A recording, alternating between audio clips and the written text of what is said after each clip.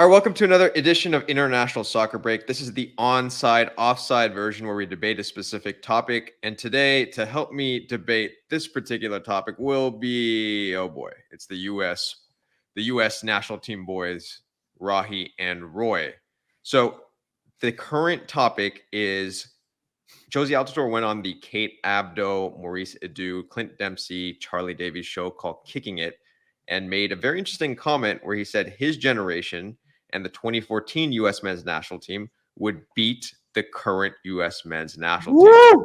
So let's get into it and figure out onside or offside. That's a spicy meatball. Jozy, I love you, but that is incorrect.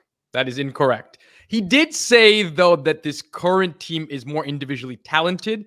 So he's definitely right about that. But when he was pushed as to whether his 2014 team would beat this team, he said yes, because we're a more complete team in terms of togetherness. I think he's wrong on multiple levels. Unfortunately, he didn't even play in 2014 in that World Cup, but he's wrong. He's wrong, Roy. He's wrong. That's okay. Oh, wow. How aggressive. Good. So, first of all, do we have an image of that 2014 team so people know who we're talking about here? I sent an image. Like, can we bring up the 2014, the roster from the Belgium-US game in 2014? Can we bring up that roster? Yeah, I'm going to take a look at this. So people know what the heck and we're the talking roster, about. Here it is. Here's the roster. There he is. Big man. Oh, what a genius. Wow. That was the roster. There it is. Is that Rocky? There's the roster. Good. You guys want to see the roster again for that game? I would like to, yes. Oh, there he is. Wow. What is that neck? I never noticed that neck tattoo. Yeah. I never really looked into it. Wow. Very interesting. By the way, story for another time. We have actually partied with Tim Howard one time. We'll talk about that in a separate Kicking It type episode. It was in a small little place in the suburb of LA. But anyway, continue.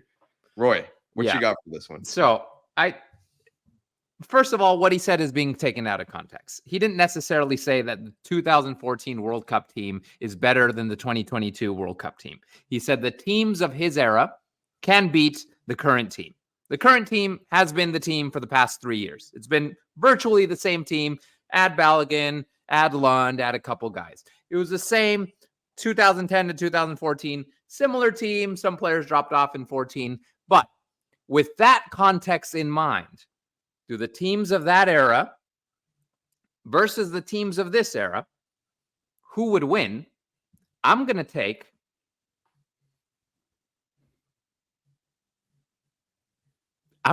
the 2010 team. That's not what it says, Roy. I don't care. I don't care. That's what Don Off said. I care what Jozy said. It's the teams of that era. Okay, let me answer this question first. Fine.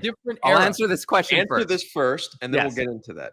I don't think a team where Graham Zusi and Matt Beasler and Omar Gonzalez and it was a rough lineup. It was Jermaine Jones, Michael Bradley. That team, Fabian Johnson, that's not going to beat today's roster. Okay. So you are offside on this. I am offside, but I understand where he's coming from. And I 100% think that teams of his generation, not exactly that 2014 World Cup team, but teams of that generation, 2009, 2010, even 10, 11, 12, would beat today's team solely because they had an element to their game, which this team seems to be lacking. It's that freaking grit. It's that heart that they had to have because they didn't quite have the skill. Today, they feel they don't have to have it. So they feel, they did have more grit. We'll be fine. 2014, just a couple things about that team, 2014. They were better in two places. That's it. At the back, way at the back with Tim Howard, and at the very front with Clint Dempsey. Those are the only two places. Only two places. Nowhere else on the field were they better than this current team. By the way, in that game against Belgium, you know they outpossessed Belgium? Did you know that? It's crazy to think, but they actually outpossessed Belgium in that game. In 2014? In 2014, but it was 17 shots to like 3 or something like that. And That's Tim Howard shocking. That is shocking to hear. I don't know if I believe that. It was the record for most saves by any goalkeeper at any World Cup. Yeah, I know that. Yeah. No, it's interesting because I do agree with one aspect of what Roy said, and that's the grit component. And remember, in a one-off game, sometimes even if you're the most skilled, I mean, look at Spain. Spain should win every single game that they play. But in given games, when Spain faces a team that is extremely tenacious, or Mhm. other teams in the world, Argentina is very good at doing this. Mexico, in their prime, when they're a much better team than they are today, we're very good at doing this. You have that. Like Uruguay, great example. You have that extra level of grit. And so I think those teams did have a little bit more of that. Was it enough to make up for this lack in skill compared to today's team? No, I don't think Wait a second. I'm Mm, offside. I'm offside on this as well compared to the US. The 14 US men's national team would not beat this team. In a one-off given game, though, the point that I'm trying to make is that can be an X factor, one-off. It doesn't make for a better team, but you can get a result potentially when you're playing a one-off game. Yeah, you could. True, you could. And they almost got a result against Belgium, right? Despite the 16 saves, there's the Yeah. Wando chance at the end. But they're just not a better team, and there's no way they would beat them listen, in man. 10 out of 10 I, I games. want they I win want to two. take this a step further, and we'll finish with this. If you had to choose between just having that grit, obviously you want both, but if you had to choose between just having that grit or having the current iteration, which would you choose, and which do you think is better for the program as a whole? That's a good question. Well done. I know my answer. I would say that grit is not something that you possess or don't possess. It comes as you become more professional, as you play in bigger games, higher pressure games. You understand what it takes to win. And that's what grit is knowing that in certain moments, you have to do the little things, go harder into tackles. Hmm. And that will be learned by this Yep. generation.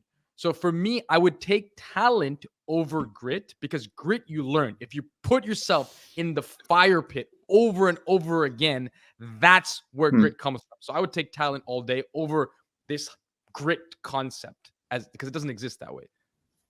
Listen, it has to be both. It has to be both.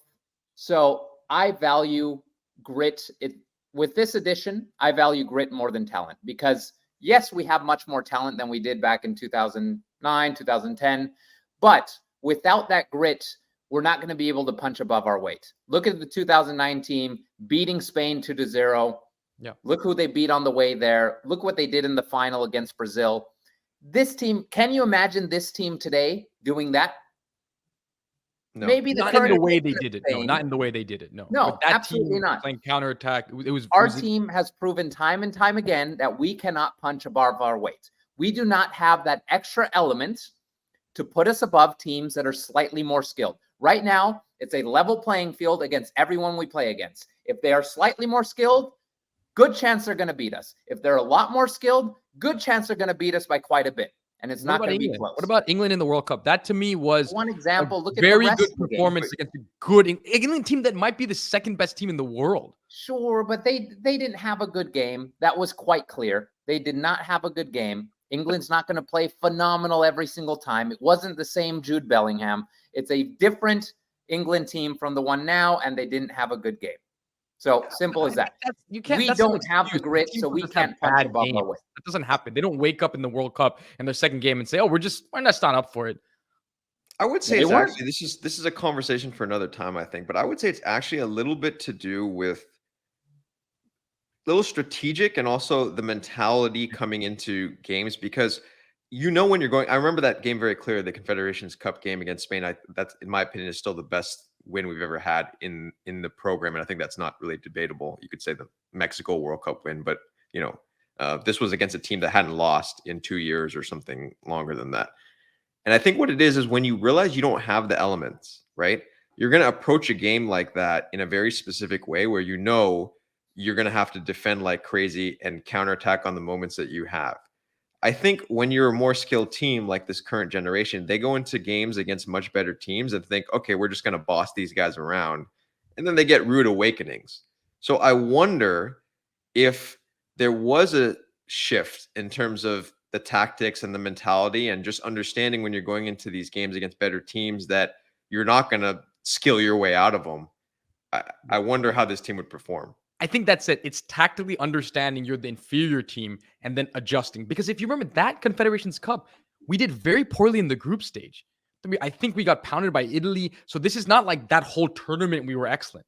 We were excellent against Spain and then very good against Brazil in the final. But we were very lucky to get out of the group stage, if you remember, in the Confederations Cup. So it wasn't like that team just had game after game after great game. It depended on the opponent.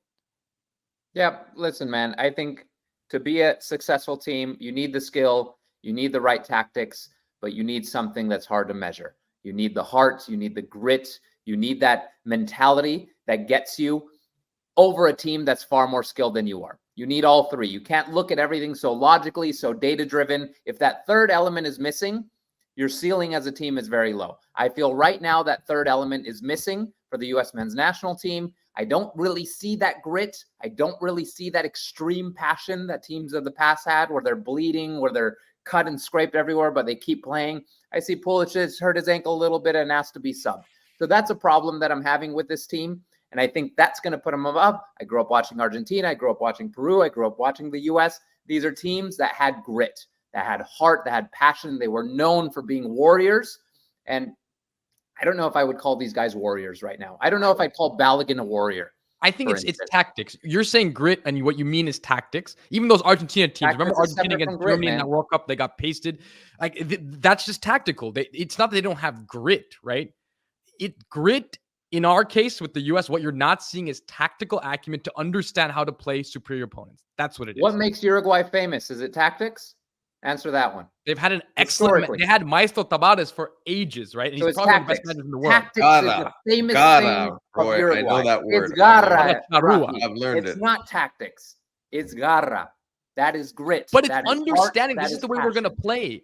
Like we know we're going to bypass the midfield entirely because the midfield had been the weak point for Uruguay. We have these two incredible forwards, and we're going to have our defenders are going to fight like hell, and we're going to play all defensive midfielders in the middle, right? That's fight like hell. Thank you. You said it at the end. If they don't fight like hell, they can't get the tactics right, buddy. Well, I think you guys are hell. both. I think you guys are both right. It's both. I think it's a combo of tactics, grit, and I think that's if there was something that the previous team was lacking, it was some of the skill. I think this current team obviously is lacking that extra grit. Maybe they should all go on a little excursion with this guy, man. Yeah, he'll break it in. He'll break it into him, man. Yeah, he'll break it into him. But Rocky's I just wanted to keep throwing this guy in there, but. All right, I think we were all on board with the onside offside topic of the day being offside, but there's a lot more to delve in terms of that topic. As always, we got to say, go USA, and hopefully this is a wake up call. Hopefully it is. 2010 team, would you take that real quick? I'd say 2010 over this current team right now. Oh, 100%. If I would trade. This is going to be controversial. I would trade Balogun for that grit. I would spread that grit throughout this team. I'll give up Balogun. Game over. Soccer. Take Balogun. Give us that grit back. We're going to be the most successful U.S. team in history. Please, thank God that Roy is not employed by U.S. Soccer. My God. All right. I would make a deal with the soccer done. We're done. We're done with the show. I'm going to go to the other view. But oh, whoa, I like that view. But no. All right. Ladies and gentlemen, coming back to you with another exciting onside offside topic next time. But for now, you will say, go USA. Vamos USA, carajo. Vamos.